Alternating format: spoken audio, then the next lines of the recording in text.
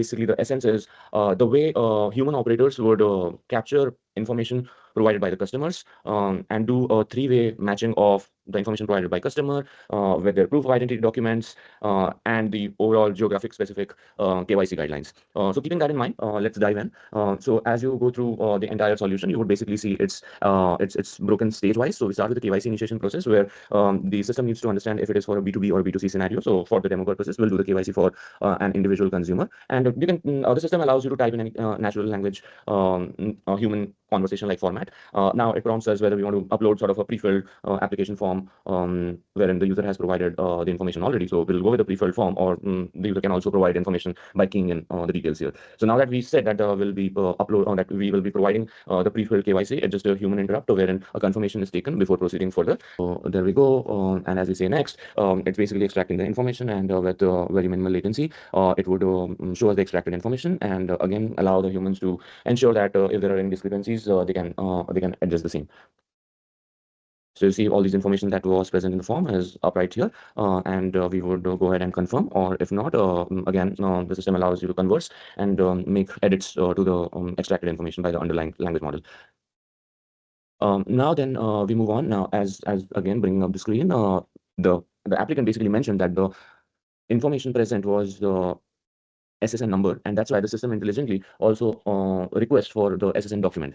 Now the SSN card, while we submit and it gets submitted, I'll give you a glimpse of the SSN card. And now if the system is not accepting this, because let's say a different document that is not SSN card, like a passport was uploaded, the system would keep prompting back the user to upload the right document.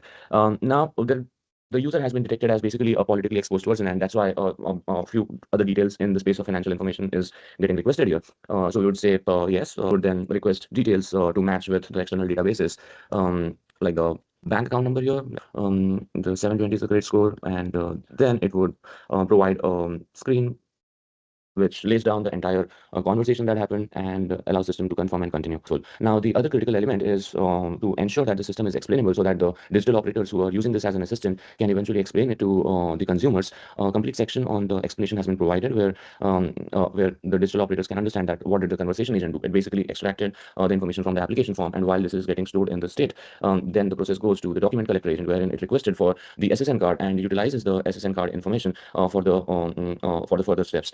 Now the critical element and a part of the privacy enhancing technique implementation, what you see is every information that moves from short-term memory to a long context memory persistent database goes in encrypted manner, and only for pre-populating that on the UI layer a decryption algorithm works, and these are based on AES protocols that have been implemented.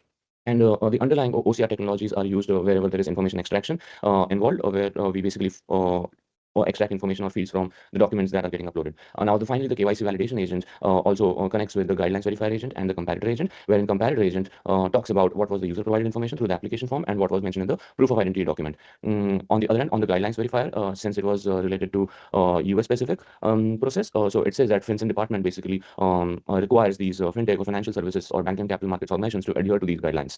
Now, further, finally, by using all of these details or processing all of these details is the decision that the KYC validation agent made, mentioning that the KYC process was successful and explaining why this was successful. Actually, after the initial conversation happens, the system intelligently understands whether it needs to think about how to process the system when it is about a form, application form through which the information is coming, or is it about an individual or a B2B scenario wherein the information is getting keyed in by a user.